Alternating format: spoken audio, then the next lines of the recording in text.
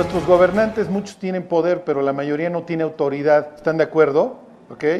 Tienen la facultad porque se las otorga la investidura, pero no los consideramos una autoridad en ese sentido como para actuar. Es como cuando las personas dicen, esa persona sí tiene la autoridad para regañarte.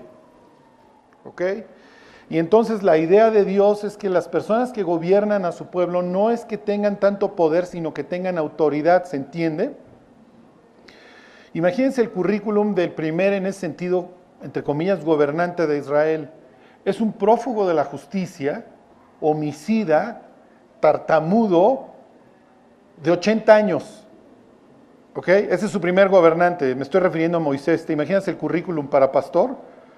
El cuate es prófugo, ¿sí? Se tuvo que ir a Arizona ahí para que no lo encarcelaran. ¿Ok? Una vez que prescribió su delito, regresa después de 40 años. Es tartamudo. Ve y dile a Faraón, a ver, vamos a practicar.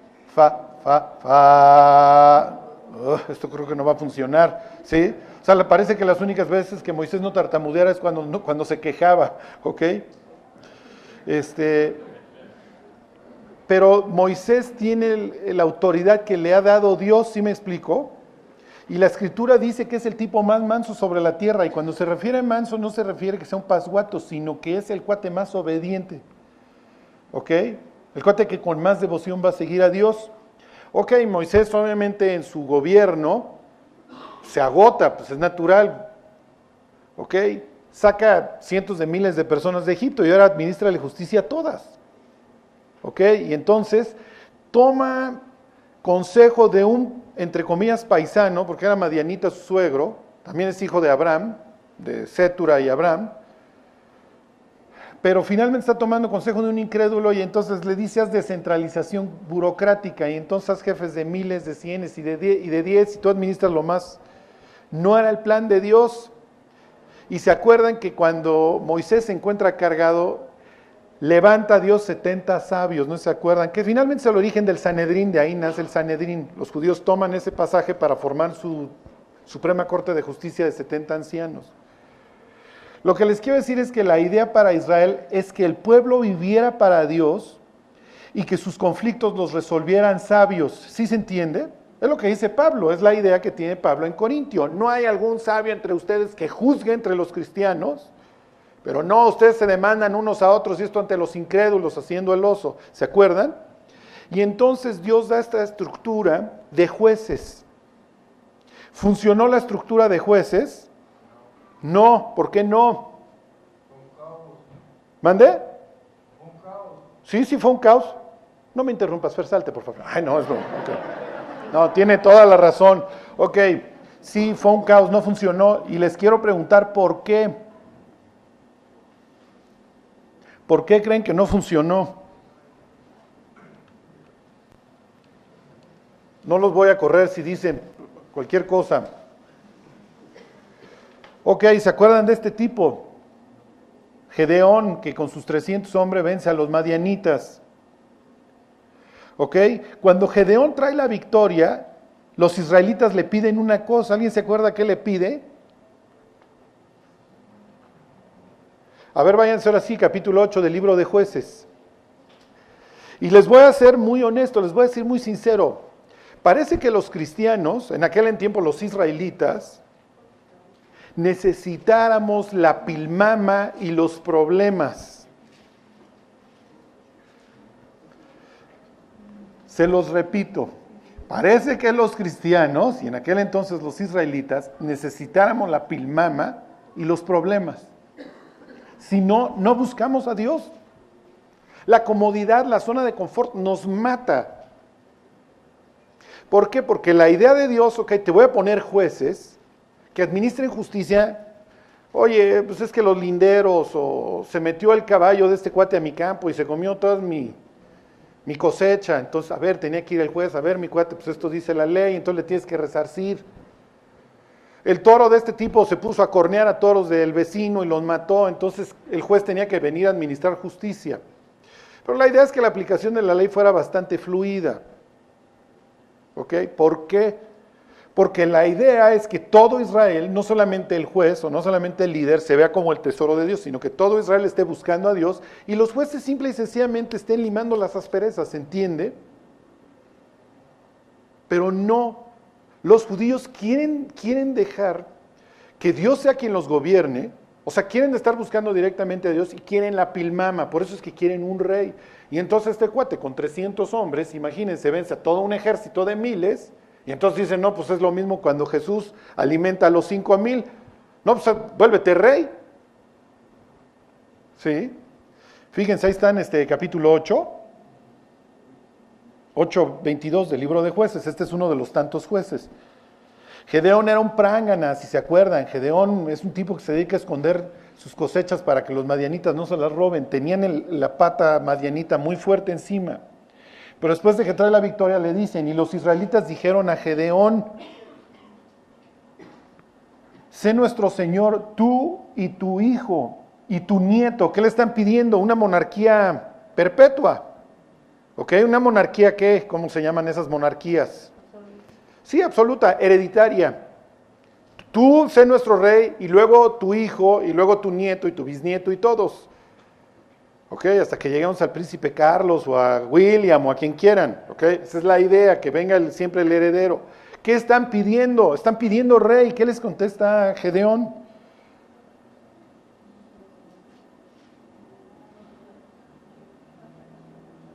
¿Y qué les contesta Gedeón? ¿Quién se acuerda? ¿Quién se acuerda? Que no, les va a decir no, el que los va a gobernar es Dios. ¿Ok? Pero vino esta insistencia porque finalmente sigue el caos. Y entonces, el último juez de Israel, ¿se acuerdan? Samuel, cuando piden rey, Dios les dice, mira, no te están dejando a ti, Samuel. ¿A quién están dejando? Sí, porque quieren la pilmama. No son para agarrar su Biblia todos los días. Sí. No son para decir, ay, tengo que memorizar la Biblia. No, necesitan la pilmama, la pilmama, la pilmama. ¿Ok? Finalmente la requerimos, ¿están de acuerdo? ¿Cuándo es cuando más oras? Cuando tienes broncas, desgraciadamente. Cuando tenemos problemas, Dios dice, caray, ahora sí te apareces a cada rato. No, pues yo creo que te voy a inundar de problemas para que nos veamos más seguido. Porque cuando todo te bendigo, no vienes. O tus oraciones son gracias por todo. Y eso fue todo. Dios nunca, jamás nos va a dejar en la zona de confort, jamás. Siempre te va a estar estirando. ¿Ok? Pero bueno, ya vino la pilmama. Entonces viene Saúl resulta ser un rey nefasto. Pero finalmente la unidad que trae el rey, pues se acuerdan, provoca que las personas cantaran que David había hecho vestir a las mujeres con hilo de oro. ¿Se acuerdan? Y con púrpura. Y entonces sí, efectivamente la unidad que trajo el rey Saúl fue mejor que el caos que vivía un pueblo que no buscaba a Dios y en donde literalmente dice la Biblia, en aquel entonces no había rey en Israel, cada quien hacía lo que se le pegaba la gana. Y en lo que se le pegaba la gana era cualquier cantidad de pecados, malos, grotescos, ¿se acuerdan? El homicidio, la violación, etc. Ok, y luego viene David. Ok, Dios unge a David. Y además la profesión de David es buena porque David es pastor y entonces David es una persona que se encarga de cuidar de un ser que es muy necio y es muy débil, ¿ok? Como son las ovejas. Y entonces tiene la práctica, sabe a qué se va a dedicar y lo hace muy bien. Y entonces David decide traer, ¿se acuerdan? El arca. Después de conquistar Jebús, ¿ok? ¿Dónde está Jebús? Aquí está Jebús, ¿ok? Él andaba acá en el sur y entonces quiere traer la unidad del país y entonces transporta el arca a Jebús. Ok, está bien. Les pregunto, ¿había templo en Israel? ¿Qué fungía como el templo? El tabernáculo, exactamente, que era el portátil. ¿Hay tabernáculo en Israel? No. ¿Por qué no? Porque fue destruido en Silo, ¿se acuerdan? Y desde entonces no hay tabernáculo. Sí, pero ¿dónde lo pongo ahora? Y si tú eres David y entonces estás compactando el pueblo y le estás trayendo unidad y estás fundando una capital, ¿a dónde pondrías el tabernáculo? Bueno, pues lo pondrías en Jebús. Ahora, ¿lo puedes poner en Jebús?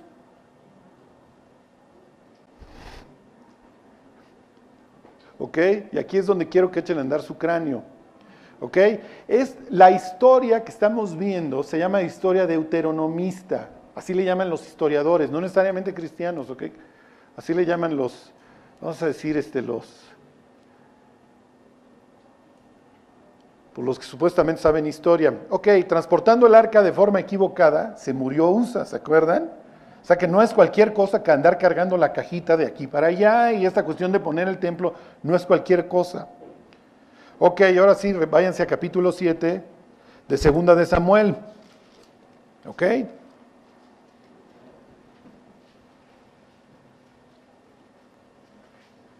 Y entonces, miren, necesito 2 voluntarios, ¿ok?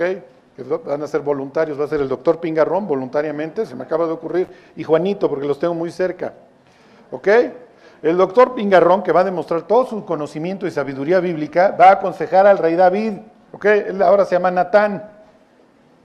Miren, Dios quiere traer, en su crueldad, quiere traerles un micrófono, pero no vamos a hacer leña del árbol caído.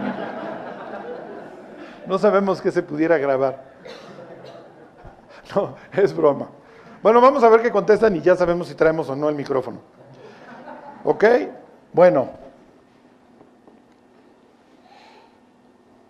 Todos ahí están, capítulo 7, segunda de Samuel 7. Ok, dice, aconteció que cuando ya el rey habitaba en su casa, después que Jehová le había dado reposo de todos sus enemigos en derredor, dijo el rey al profeta Natán, en este caso dijo Juanito al doctor Pingarrón, mira, ahora yo habito en casa de cedro, ya estoy muy bien establecido ya en Jebús, ahora Jerusalén, y el arca de Dios está entre cortinas. Ok. Y entonces Juanito va con el doctor Pingarrón y le dice, oye, fíjate que el arca está ahí entre cortinas y pues me late traérmela para acá, para Jebús. Y el doctor Pingarrón, ¿tú qué le aconsejarías a Juanito? ¿Que sí la traiga o que no? Que la traiga con mucho cuidado. Ok, muy bien. Se curó en salud el doctor. Pero con mucho cuidado, mi David. Ok, ya la trajo.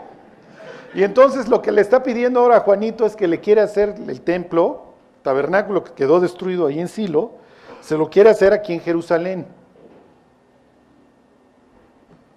Acuérdense que el doctor Pingarrón sabe la Biblia de memoria y le tiene que contestar conforme a la Biblia.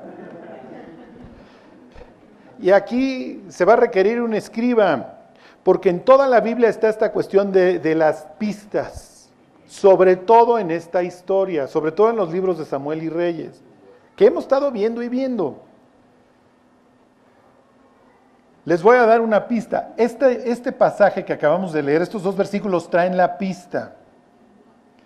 ¿Qué puede contestar Natán, en este caso a Juanito? Que sí haga el templo o que no haga el templo. ¿Qué dirías, doctor? Pues que lo hiciera. Ok, nuevamente. Ok, vamos a hacer una interpretación democrática de la Biblia para variar.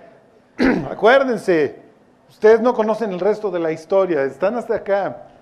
Acaba de morirse Usa, bueno, no acaba, tendrá meses o años que transportaron el arca. Que David ya tiene su caserona, ahí ya tiene su mansión de cedro en Jebús. Inciso A, que haga el templo en Jerusalén. Inciso B, que no lo haga. Inciso C, que como dijera el doctor Pingarrón, que lo haga, pero con mucho cuidado. Inciso D, todas las anteriores. Y les voy a grabar, váyanse al libro de Deuteronomio.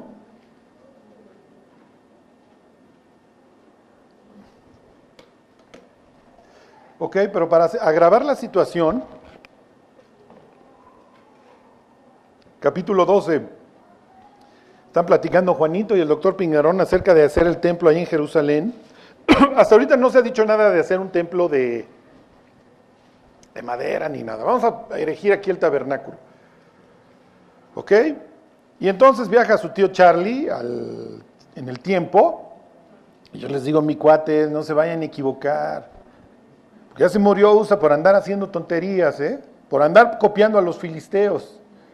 Por andar estudiando la Biblia en YouTube, se cargó la bruja Usa, ¿ok?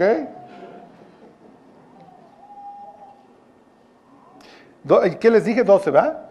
Ok, Deuteronomio 12, versículo 13. Cuídate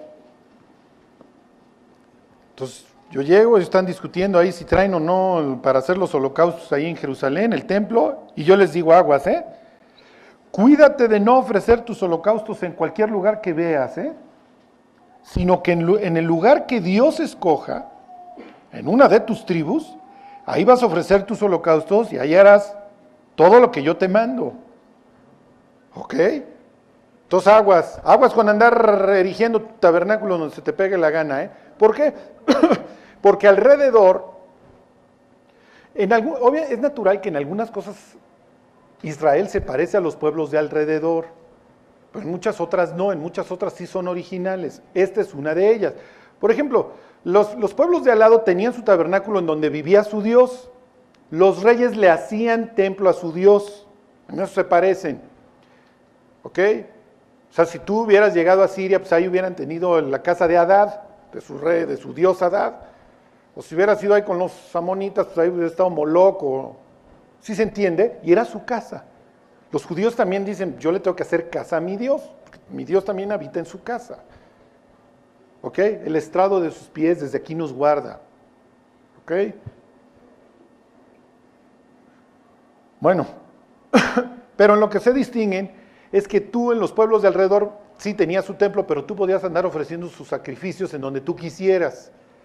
Lo hacían, de hecho, muchos lo hacían en los árboles. Lo veían como que, veían el árbol, eran como el Greenpeace de ahora, ¿ok? Y adoraban el árbol. ¿Sí les suena que adorar un árbol? Adornarlo y meterlo en la sala de tu casa, ¿sí? Mis paganos amigos, ¿ok? Era lo que hacían estos cuates, no hay nada nuevo bajo el sol, ¿ok? Y entonces iban ahí debajo de una encina y ahí ofrecían los sacrificios a su Dios. Porque veían, obviamente pues es un milagro que salga un árbol, que una semilla tenga la información para que convierta la tierra en un árbol. Y entonces ahí iban y le ofrecían sacrificios a sus dioses, y Dios dice, no, conmigo no va a ser así, tú no puedes andar ofreciendo donde se te pegue la gana, va a haber un sitio. Esto tiene mucho hacia adelante, pero ahorita no se los digo, hasta aquí me quedo. ¿Ok? Bueno, entonces, doctor Pingarrón, ¿qué le aconsejas? Después de que aguas, Mira, Juanito, rodéate de los sabios del Sanedrín. Ok. Pregunta bien y construye. Muy bien, fue una buena respuesta. Ok, Natán se va a ir de bruces, Fue mucho más prudente, doctor Pingarrón, hay que darle ese, ¿ok? Porque Natán le dice a David, haz lo que esté en tu corazón. ¿Ok? Y Dios va a intervenir, a ver, tranquilos, mis hijos, tranquilos. Sí, pero parece que David ya se puso a copiar la Biblia. Dice la Biblia que Dios les había dado, ¿qué? A través de David. Reposo, exactamente. Ok, 12:10. La respuesta estaba un parrafito arriba, Charlie. ¿Por qué no nos dices? 12:10, ahí mismo en Deuteronomio. Por eso es que David quiere establecer ya. ¿Por qué? Porque él lo entiende así, entonces no se va a morir. Imagínense que va y David pone donde quiere, donde se le pega la gana el templo, sin conocer los tiempos ni las circunstancias. Todo el mundo va al templo y todo el mundo se empieza a morir. Ok, dice versículo 10, mas pasaréis el Jordán, y aquí está la señal, y habitaréis en la tierra que Jehová vuestro Dios os hace heredar, y él ¿qué? Y él os dará reposo de todos vuestros enemigos. Si tú vas a 2 de Samuel, capítulo 7, regrésense. Ya ven cómo... Ay, Charlie, es que Deuteronomio da un chorro de pereza leerlo. Sí, la ley es tediosa, pero la tienes que leer porque si no, no entiendes qué sigue. Los mismos evangelios no los entendemos cuando no conocemos la ley, porque muchas de las discusiones de Jesús giran en torno a la ley. Ok, 7:1.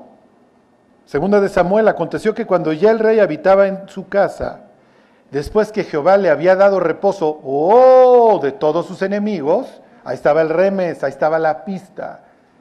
Pues David dice, ya Dios nos dio reposo de todos nuestros enemigos y su promesa es que cuando la tuviéramos, Dios nos iba a indicar a dónde. Y pues a dónde, pues si el arca ya tiene años aquí o meses aquí.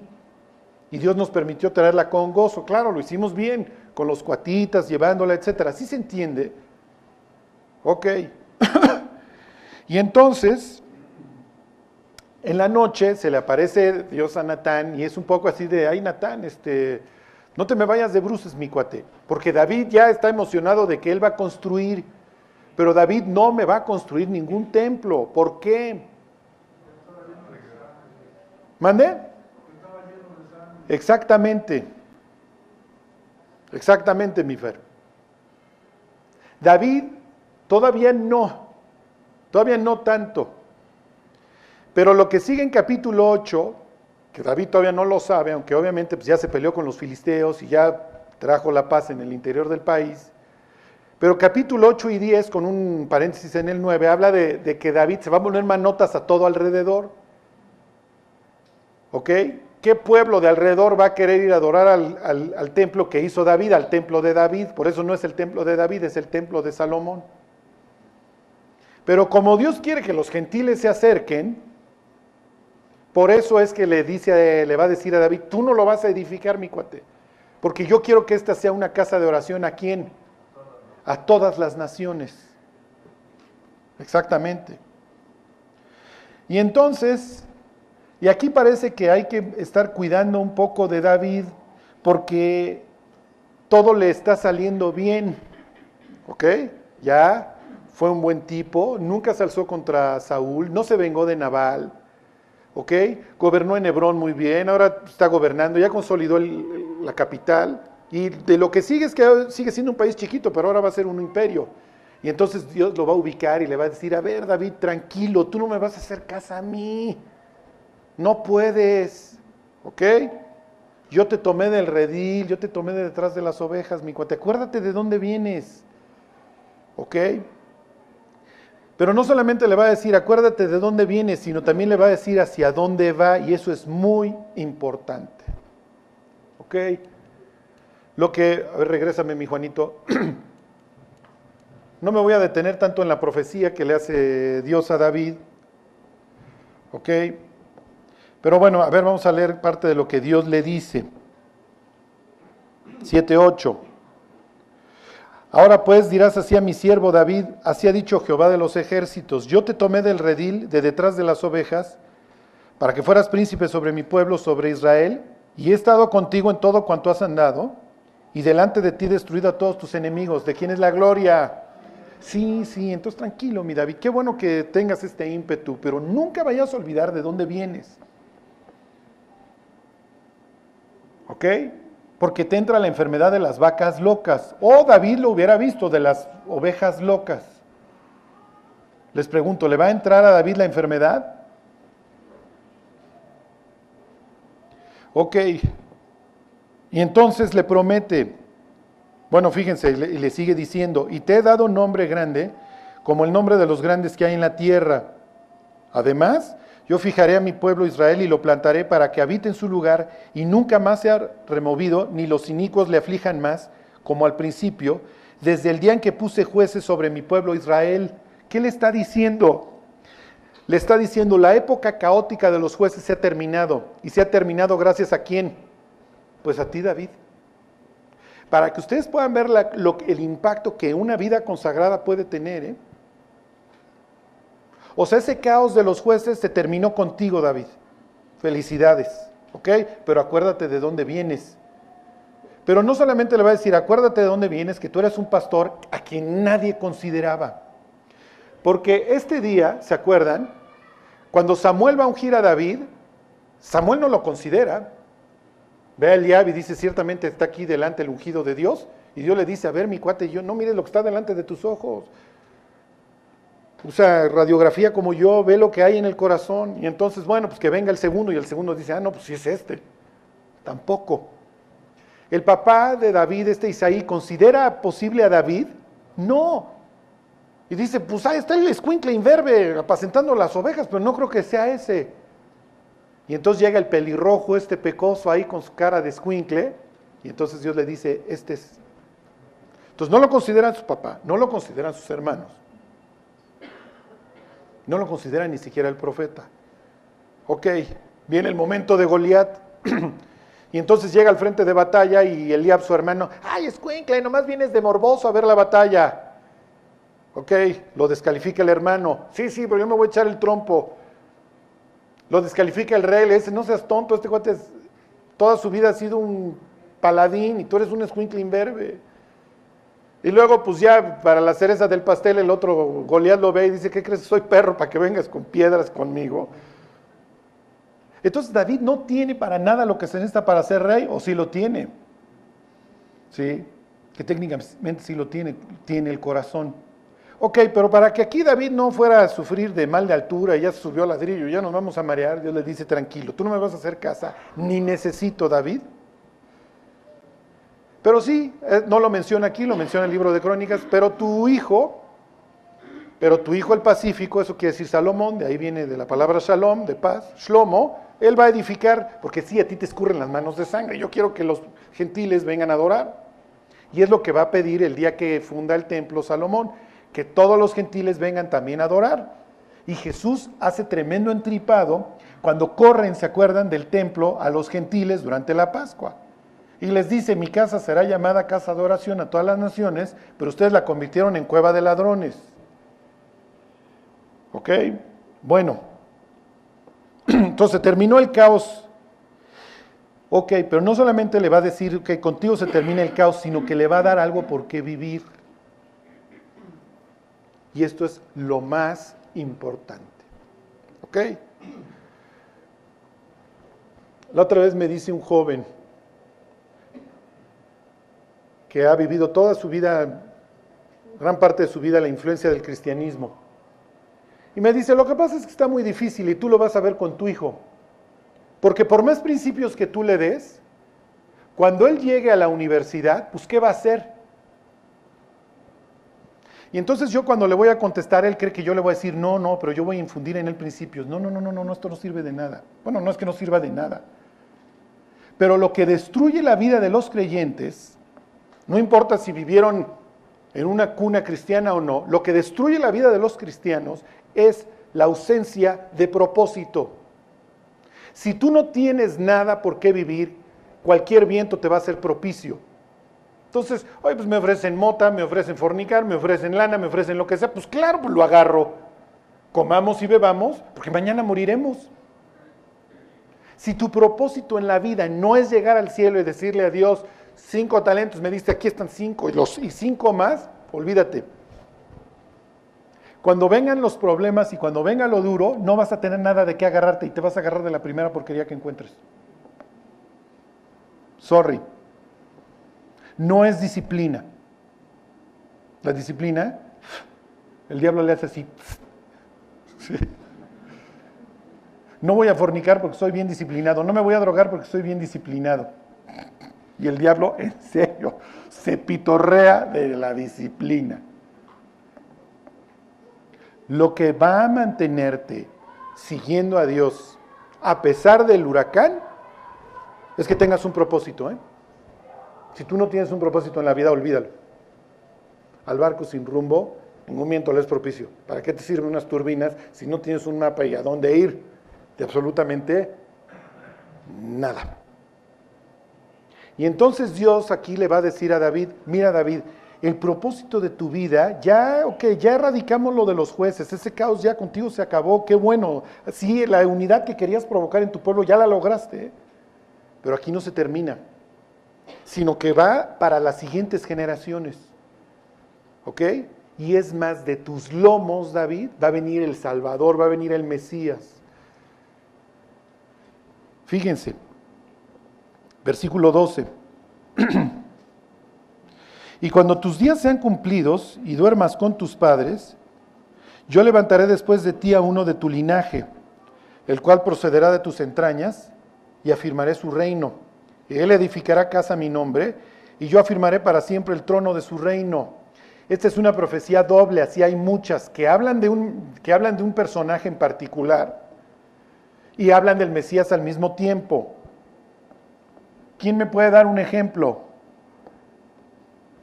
Otro ejemplo de una profecía doble en donde está hablando de algo. ¿Mande? Te daré un hijo, exactamente, misma situación, va a venir el Mesías de tus lomos. ¿Qué otro?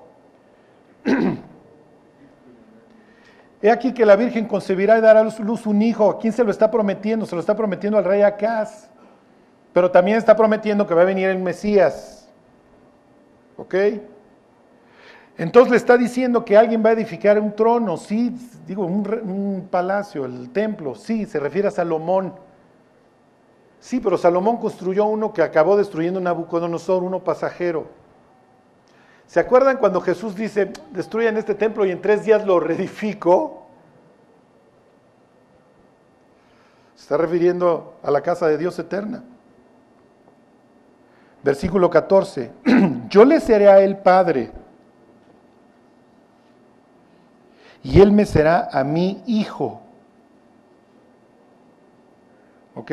Jesús sale del agua, y entonces dice Dios, este es mi hijo, en quien tengo complacencia. ¿Ok? Y luego le añade, esto obviamente ya no le aplica a Jesús. Y si él hiciere mal, yo le castigaré con vara de hombres. Y eso es lo que le sucede a Salomón. Y con azotes de hijos de hombres. Pero mi misericordia no se apartará de él como la aparté de Saúl, al cual quité de delante de ti. O sea, tu monarquía hereditaria no va a ser como la de Saúl, que se puede perder. Tu descendencia, David, va a ser la buena para siempre. Y efectivamente de ahí vino Jesús. Como les decía hace 15 días. ¿Ustedes creen que el diablo no está pendiente a lo que se está diciendo ahí? Y entonces, muchachos, es sobre este tipo. Ya olviden al resto de los israelitas. Destruye a este. ¿Lo destruyó? No, hombre, hizo un trabajo excepcional. O sea, cuando muere David y cuando muere la siguiente generación, Salomón, el diablo, ¿ok? Dice, sí, pero para que el diablo destruya nuestras vidas, pues también nosotros tenemos que cooperar. ¿Están de acuerdo? Bueno, y entonces David va y le agradece a Dios todo lo que ha hecho y todas estas promesas. ¿Ok? David va a salir seguro de esta reunión que tiene con Natán, en donde Natán le cuenta, sabiendo que su vida tiene un propósito, no solamente para esta, sino para la venidera, igual que nosotros. Lo que pasa es que no nos damos cuenta del tiempo que estamos viviendo y no nos damos cuenta del valor de nuestra vida. Por eso se nos hace fácil pecar y mandar todo por un tubo, porque no sopesamos.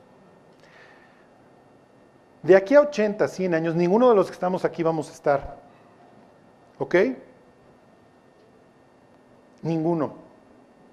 Y lo único que va a haber importado es que hicimos para Dios.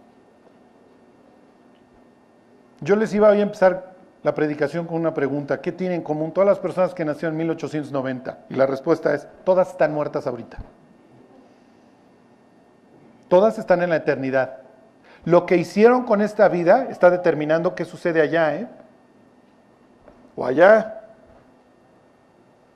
Piensen hoy en un rico que esté muriendo. Llega al infierno y su única posesión, pedazos de carbón y de azufre. Y el diablo diciéndole, pero tú la hiciste en la vida. ¿O no? El diablo le va a decir, qué tonto eres, ¿a qué le tirabas? ¿A qué le tiraste toda tu vida? ¿Ahora qué tienes? No tienes nada. En una eternidad, durante 80 años, la hiciste. ¿Qué recompensa vas a dar por tu alma? Porque ¿qué es vuestra vida? Dice la Biblia, ciertamente es niebla que se aparece por un poco de tiempo. Sí, pero es una niebla en donde puedes determinar muchísimas cosas. Piénsenlo, solo una vida pronto pasará. Solo lo hecho para Cristo quedará. No te vas a llevar absolutamente nada. La siguiente vez que estés viendo a un rico y digas, este cuate la hizo en la vida, aguárdate que Dios vaya a abrir el cielo y te diga, no seas tonto. Como dice el libro de Amós, ustedes que se alegran en nada. En nada. La vida no es nada. Esta vida no sirve para nada. Más que dedicarla a Dios. Y David ahora lo entiende, ¿eh? Lo ha entendido. ¿Por qué? Porque siempre lo supo desde que lo ungieron. Yo voy a ser rey en Israel y Dios tiene un proyecto para mi vida y eso es lo que me va a guardar de vengarme de Nabal. de vengarme de Saúl, de vengarme de todos mis enemigos, de estar constantemente arregle mi vida, porque esa es la vida de un cristiano, arreglar. Ok, y como Dios le ha dicho que Él le va a dar un imperio libre de sus enemigos, pues con esa confianza los va a ir a enfrentar. Ok, váyanse. Capítulo 8. Y ahorita vamos a hablar, hijo de... Uy. Este no tiene mucho, les voy a poner mapa para que más o menos, a ver, regrésame tantito, mi Juanito. Aquí simplemente Dios, capítulo 8 y 10, lo que va a hacer es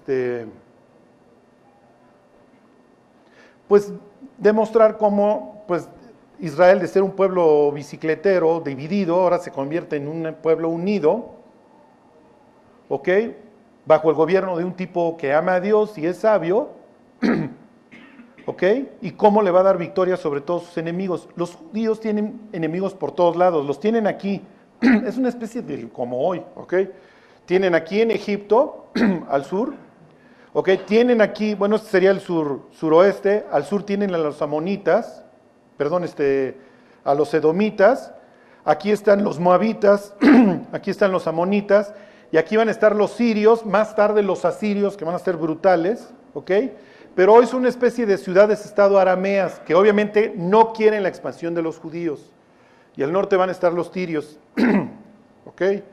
Y entonces, fíjense, capítulo 8, versículo 1, después de esto aconteció que David derrotó a los filisteos, ahí tienen a los occidentales, que estaban metidos en su tierra, y los sometió y tomó David a Metec Ama de mano de los filisteos. Derrotó también en el oriente a los de Moab. Fíjense aquí, esta es su forma extraña aquí de determinar si van a vivir o no. Y los midió con cordel, haciéndolos tender por tierra, y midió 2 cordeles para hacerlos morir y 1 cordel entero para preservarles la vida. Y fueron los moabitas siervos de David y pagaron tributo. Asimismo derrotó David a Hadad-Ezer. Hadad es el rey de estos arameos, y Ezer quiere decir ayuda, al que ayudaba a Hadad, hijo de Rehob, rey de Soba, al ir a recuperar su territorio al río Éufrates. O sea, no quieren que se expanda. A ver, regrésame al mapa, mi Juan. No, aquí no va a estar el Éufrates. Bueno, se los debo, el Éufrates va a andar por acá, ¿ok? Y obviamente no quieren que se expanda. Bueno, fíjense, me voy a brincar hasta el versículo 11. Todos ya le empiezan a dedicar tributos y regalos a David, y dice, los cuales el rey David dedicó, se lo está dedicando un aliado, a Jehová, con la plata y el oro que había dedicado de todas las naciones que había sometido, de los sirios, número 2 de los moabitas, número 3 de los amonitas, número 4 de los filisteos, número 5 de los amalecitas, y del botín de Hadad-Ezer, hijo de Rehob, rey de Soba. Versículo 13, así ganó David fama cuando regresaba de derrotar a los sirios, destrozó a 18,000 edomitas en el Valle de la Sal. O sea que todo alrededor, ahora un pueblo que estaba sometido a cualquier otro, ahora ha sometido todo. Ok, ¿qué implica esto para nuestra vida? Sí, la influencia que tú empiezas a ejercer en el mundo. Ok, pero no solamente eso. Ok, empiezas a tener victoria, y victoria, y victoria. Dejas el alcohol, dejas el cigarro, dejas las malas palabras, empiezas a perdonar, empiezas a amar, y se empieza a ensanchar tu territorio. En nuestro caso, obviamente tu influencia empieza a ser mayor, ¿ok? Dios te empieza a usar, ¿para qué? Para ganar a los incrédulos y para influir para bien, para hacer ayuda en los creyentes. Pero a lo que Dios le tira, y yo creo que eso es lo que más trabajo le cuesta, es a ensanchar nuestro corazón. Porque ese es el más difícil. Nuestro corazón se ha ensanchado, oh Corintios. Y aunque ustedes nos amen menos, les dice Pablo, yo los voy a seguir amando más. Y amar a las personas que nos rodean y estar cada vez tumbando las paredes de nuestro corazón y expandirlo, es lo más difícil. Porque la tendencia es hacer de nuestro corazón algo cada vez más chico y más duro. Ya llega una muchacha, tenía 10 meses de casada y ya se había salido de su casa. Y cuando intenta regresar, el cuate le dice, no, ya no regreses. Y entonces lo busca y la chava, y el cuate no quiere. Y entonces me dice, ¿qué hago?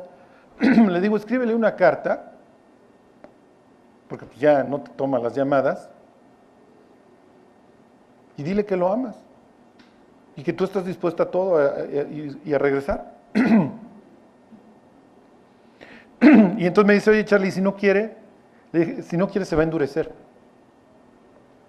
Porque finalmente se le está cerrando las puertas a alguien que debería estar en su corazón. Y bueno, ni le contesta. Y unos 3, 4 meses más tarde, esta chava en la fila de un restaurante se lo encuentra con otra chava. ¿Ya? El corazón completamente duro.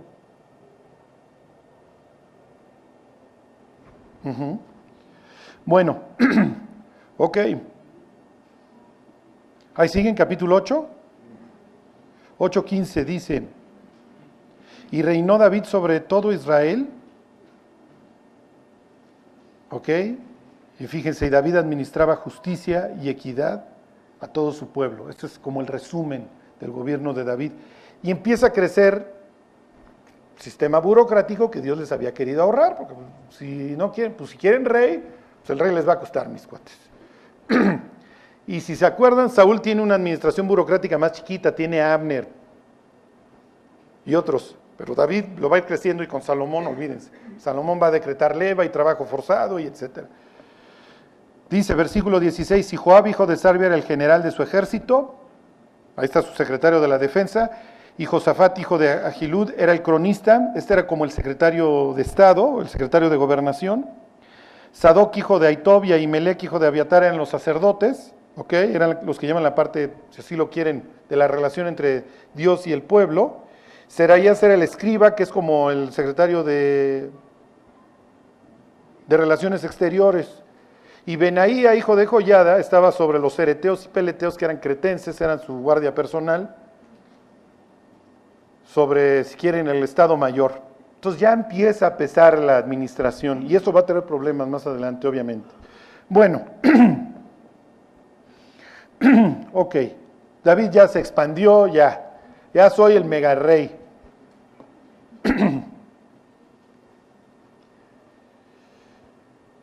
Sí, pero acuérdense que la zona de confort nos daña, o las cosas que damos por hecho nos dañan, porque las damos por sentadas. Y cuando las cosas cambian, es mucho más fácil decir, ay, sí es cierto, a ver, había que hacer aquello. ¿Ok? Y piensen en nuestra vida como cristianos. Empiezas a caminar con Dios, Dios te empieza a arreglar la vida, y aquellas promesas que le habías hecho a Dios en tu andar con Cristo, se te olvidan. Y entonces cuando le dijiste a Dios, Dios, no, mira, te voy a dedicar todos los tiempos estos para ti, contigo me voy a gozar y voy a leer la Biblia, o te voy a dedicar esto, te voy a dedicar aquello, empieza a pasar la vida y como que, bueno, siempre ya no, como que mejor siempre no, y es que pues el programa está buenísimo, ¿ok? Y entonces tenemos una salida de caballo brioso y llegada de burro cansado, ¿ok? Entonces los votos que le hicieron a Dios de, no, ahora sí, Señor, voy a leer, ahora sí voy a memorizar, mis cuates, cúmplanlos, ¿ok? Porque empieza a entrar la pereza y las promesas y todo esto que le habíamos hecho a Dios se empieza a olvidar. Pero David no se va a olvidar de sus promesas. Y aunque ya es el tipo grande, ya Israel ya controla, miren, les pongo, por acá pasa, hasta la fecha, bueno, no hasta la fecha, pero sí le decían también los romanos, la vía maris, el camino del mar. Todo el comercio que venía de África hacia Europa o hacia el Oriente pasaba por acá o por acá. ¿Y qué creen que controla David? Por eso dice que puso guarnición acá en Edom, porque controla todo lo que pasa. Y entonces ahí están las aduanas, y ahí están los impuestos, y ahí están los aranceles, y ahí está la machaca, y ahí está la influencia, y ahí controlo el paso de las armas y de los ejércitos, y entonces garantizo la seguridad para mi pueblo.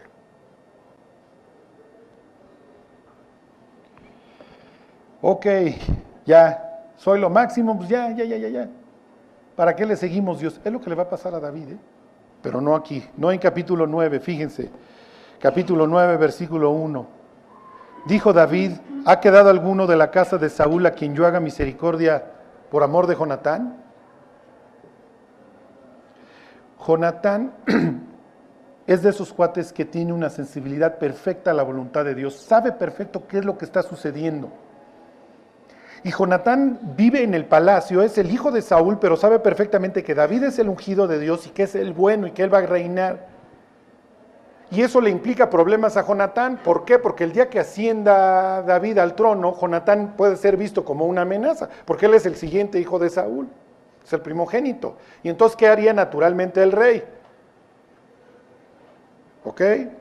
Imagínate que tú trabajas en una dependencia de gobierno y cambia el gobierno y te manda a llamar el nuevo secretario. ¿A qué te está mandando llamar? Pues a darte las gracias, obviamente. Nada más. Y a pedirte secretos y a pedirte, pues no sé, lo que sea, ¿no? Pero de ahí en fuera, pues obviamente te manda a llamar a su oficina y ya sabes que tu tiempo ha llegado. ¿Por qué? Porque el nuevo gobernante o el nuevo secretario o el nuevo, lo que sea, pues va a poner a su gente. Es natural. Y si se acuerdan, cuando un rey de Israel es derrocado, Nabat, lo mata a Baasa, y Baasa, que es lo primero que hace, extermina toda la descendencia. ¿Ok? Fíjense, versículo 5. Envió el rey David y le trajo de la casa de Maquir, hijo de Amiel, de Lodebar, manda a llamar a uno de los descendientes de Jonatán, que se llama Mefiboset. ¿Se acuerdan de esta palabra Boset? Que quiere decir vergüenza. ¿Se acuerdan de Don Ish-Boset? El señor de la vergüenza. En términos de hoy, el cuate que da pena, ¿sí? O el de pena ajena. Bueno, también está otro peor. Mefiboset, que quiere decir de su boca sale la vergüenza. A ver, regrésame tantito. Resulta que dice David, hijo, yo le hice una promesa que yo iba a cuidar a los hijos de Jonatán. Yo se lo prometí el día que yo no era nadie, que yo estaba en el bosque escondido. Y le dice David a Jonatán, oye, checa si tu papá me quiere matar. O sea, piénsenlo. O sea, piensen lo que le está preguntando. Oye, checa, ve si me tengo que fugar porque si me quiere matar o no. Y Jonatán le dice, no te preocupes, yo checo si te quiere matar o no mi papá. Pero nada más te quiero pedir una cosa. El día que tú seas rey, ten cuidado de mí. Y si no vivo, porque sabe que Saúl lo puede llegar a matar o morir en una batalla, como efectivamente sucede, por favor, cuida de mi descendencia, no la vayas a matar. Cuídalos, ahí te los encargo. Miren, si alguien los ha puesto como albacea en algún testamento, quiere decir que ustedes han dado un buen testimonio. Si alguien alguna vez te ha acercado y te ha dicho, oye, el día que yo muera, pues cuida de mi familia y eso, quiere decir que te tiene mucha confianza. De ahí viene la palabra fideicomiso, de fide, de fe. El fiduciario es a la persona que le tienes confianza. ¿Ok? El fideicomitente le daba las cosas al fiduciario para cuando muriera, oye, cuida de estas cosas porque te tengo confianza. Y Jonatán le tiene esta confianza a David. Y entonces David, cuando ya está gobernando en su casa de cedro, ya es el jefe de jefes, hijo, yo tenía una promesa, ¿verdad? Y entonces le cuentan la historia del gran Mefiboset, que se llamaba Meribaal, el que contiende con Baal. O sea, imagínense, pobres de estos cuates. Isboset era Isbaal, que quiere decir el señor, el hombre señor, el que señorea. Y Meribaal, el que contiende con el dios Baal, o sea, que se pelea con los dioses paganos y gana. Pero acaba siendo el Mefiboset. Cuando muere su papá y su abuelo, cuando mueren Saúl y Jonatán, ¿se acuerdan que esto era una guerra total y entonces a las mujeres las volvían esclavas con todo lo que eso implicaba? Y entonces la nodriza del nieto de Saúl toma al niño, a Meribaal, y se lo lleva corriendo, porque ahí vienen los filisteos a ultrajarnos, literalmente. Y entonces esta chava sale corriendo, sí, pero resulta que en la corrida se le cae el niño y le fractura los 2 pies, y no es de que vete al ortopedista, el niño va a quedar lisiado para siempre. Va a cruzar el Jordán, obviamente se quiere alejar lo más posible, vienen los gringos cruzando el río Bravo y esta chava se fue a Belice, literalmente. ¿Ok? Esta chava se va a Transjordán, a Lodebar, Lo es no en hebreo, y dvar es cosa o palabra. Lo de bar quiere decir donde no hay nada. ¿Qué está diciendo? En sentido espiritual se fue a donde la vida no vale nada, se fue al baldío. No es nadie, es un tipo lisiado. Su vida no sirve para absolutamente nada. No es ninguna amenaza para David. ¿Qué es lo que sucedía y hasta la fecha sucede? Que los que parecían amenaza, los reyes los mandaban llamar a su mesa y les daban un lugar en el palacio. Tenían de dos, o los mataban o los dejaban en el palacio para andarlos checando, y les daban vida de reyes, les daban su harem, les daban sus manjares, para que el otro cuate no fuera a andar de revoltoso. Es lo que hacían a su alrededor. Cuando David manda a llamar a Mefiboset, ¿ustedes creen que es lo que tiene en mente? Oye, voy a tener a este cuate aquí cuidadito para que no me vaya a armar el día de mañana una revuelta. Fíjense lo que le dice Mefiboset. Ya con este contexto van a entender qué es lo que le está diciendo. 9:8. Le dice Mefiboset, versículo 8, y inclinándose él dijo: ¿quién es tu siervo para que mires a un perro muerto como yo? ¿Qué le está diciendo? O sea, imagínense. Hijo, este cuate me está trayendo al palacio para tenerme checadito. Y entonces, mi cuate, pues por más que yo quisiera recuperar la dinastía de Saúl, no puedo ni caminar. Si mi siervo no me sube, si Siba no me sube al caballo, no me puedo mover. No me tienes que traer. No soy nadie. Me crió una nodriza que me partió las piernas. Vivo en Lodebar, o sea, donde no hay nada. ¿Sí? Vivo en un baldío. Mi vida no es nada. Sí, pero tú eres hijo de Jonatán. Y yo prometí. Sí, digo, no estoy trayendo a Brad Pitt definitivamente al palacio, no. Ajá. Pero yo le prometí a tu papá que yo iba a cuidar de ti. El día de mañana va a haber una disputa porque parece que Mefiboset se pasa al bando contrario en una revolución. Y la Biblia no aclara porque David no pregunta. Y no va a preguntar porque no depende de ti, Mefiboset, depende de la promesa que le hice a tu padre. Y no, sí, efectivamente, no, ni eres una amenaza, ni tienes nada que ofrecer, pero vas a vivir en Jerusalén y quiero que todos los días comas a mi mesa.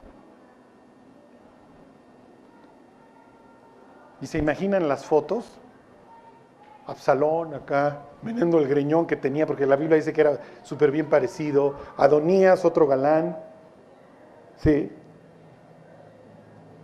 Tamara, la hija guapísima de David, ahí está la foto familiar, y en la foto en la chimenea, Mefiboset. Porque Dios hace habitar, sí, al pobre, con los príncipes, dice la Biblia, y del muladar levanta al menesteroso. Bueno, vámonos, váyanse al Evangelio de Lucas y ahí terminamos.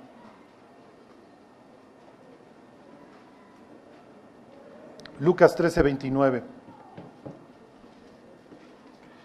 Cuando las cosas se ponen difíciles, es difícil cumplir las promesas. Un día estaba yo ahí en el reclusorio. Para entrar al reclusorio había días que hacías 4 horas de fila. Y me acuerdo que yo iba con otro cristiano que hoy es ahí obrero en Mazatlán, con Manolo, y nos quedábamos platicando 3, 4 horas en la fila, y la verdad se nos pasaba rápido porque... Pero después de eso, si llevabas comida, te tenías que echar otra hora o 2 horas en la fila de la comida, porque pues no vayas a llevar la metralleta o lo que sea, o la droga en el pastel. Y un día, entonces había personas que se echaban 6 horas. Hubo una época que un señor nos apartaba al lugar porque repartían fichas. Le decíamos Jacob porque iba con toda la familia y así, llegaba toda la descendencia, como sus 12 hijos y todo. Y entonces llegábamos, ¿dónde está Jacob? Y ahí nos hacía Jacob así con sus bolsones y todo. Y Jacob llegaba a las 7 y entraba después que nosotros. Ha de haber entrado como 2:30. Se echaba 7 horas, 6 horas ahí esperando para entrar a ver a su hijo. Y entonces un día me pregunta uno de los creyentes allá adentro y me dice: oye, mi mujer Me da mucha pena que venga a visitarme con mis hijos, pero es que los quiero ver. Pero hacen horas y he estado pensando ya decirle que no venga o que venga una vez al mes. Y entonces le digo, cuando te casaste, ¿qué le prometiste? Y dice el cuate, no, pues que en las buenas y en las malas. Y conforme van pasando los años, esas promesas las empezamos a olvidar, de que en las buenas y en las malas, ahora estés enfermo o en salud, en riqueza o en pobreza. Pero David aquí está demostrando una vez más su integridad, y aunque este cuate lo único que va a traer es problemas, porque sí, efectivamente, pues aquí me estoy trayendo, y si sí, efectivamente quiere el día de mañana dar golpe de estado, pero no me importa. Yo hice una promesa y la voy a cumplir. Ok, mis queridísimos Mefibosets, imagínense a Cristo y su foto. Y ahí está su cara. Y venimos de Lodebar y estamos peor deliciados que don Mefiboset. Y como la boca de Mefiboset es pura vergüenza, sí, todos los papás sufrimos vergüenza por nuestros hijos, ¿eh? Dios también. Piensen en la forma en la que hablábamos, cómo nos expresábamos, lo que salía de aquí. Éramos Mefiboset y veníamos de Lodebar. No teníamos absolutamente nada que ofrecer, lisiados por la vida. Cada día nuestras faltas y nuestros pecados, atestiguando que éramos unos perfectos inútiles, unos incapacitados para amar, para vivir, para todo, cuyo destino es Lodebar, donde no hay nada, el lugar del olvido, el infierno. Sí, pero Dios algún día prometió, si tú te arrepientes, yo te perdono. No importa lo que hayas hecho y no importa lo que hagas. Si tú quieres, yo te perdono. Y te traigo de Lodebar y te hago sentar en mi mesa. Ahí están. Dice Lucas 11:29. Los judíos que esperaban el banquete con Dios, porque esa es la temática todo el tiempo, la mesa con Dios, el Sulhan. Por eso dice Jesús, estoy a la puerta y llamo y quiero cenar contigo. Les dice, miren mis cuates, ustedes no quisieron. Dice el 13:29. ¿Sí les dije? 13:29. Les dice, porque vendrán del oriente y del occidente. Ahí está México, al occidente de Israel. Porque vendrán del oriente y del occidente, del norte y del sur, y se sentarán a la mesa en el reino de Dios. O sea que si hoy te asomaras en el cielo, hay una foto en la chimenea, y ahí está tu cara. Si tú has recibido a Cristo, Dios, como dice la Escritura, nos ve sentados en los lugares celestiales con Cristo Jesús. Si no quieres, tu destino es Lodebar. Seguir lisiado por la vida y luego ir a un sitio en donde no hay absolutamente nada. Bueno, vamos a orar y luego cantamos y le damos gracias a Dios por habernos devuelto la facultad de andar, y ahora apreciémosla. Y de habernos retirado de Lodebar y hoy poder ser hijos del Rey. Y no lo merecíamos. Dios, te queremos dar gracias por la cruz. Ahí donde tú pagaste por nosotros. Ahí donde nos rescataste del infierno. Te queremos pedir, Dios, que ensanches nuestro corazón. Que nos lleves, Dios, a cumplir nuestras promesas. Todos esos votos, Dios, que hicimos de amarte a ti, Dios, y a las personas que tú has ido poniendo en nuestro camino. Que no nos endurezcamos, Dios, y que nuestro corazón no se vuelva una nuez. Gracias, Dios, por habernos sacado literalmente, Dios, de un destino infernal. Y hoy, Dios, podernos gozar en que tú ves nuestros nombres escritos en el libro de la vida, escritos, Dios, con la sangre de tu propio Hijo. Gracias, Jesús, por habernos redimido. Te lo agradecemos todo en el nombre de Cristo Jesús. Amén.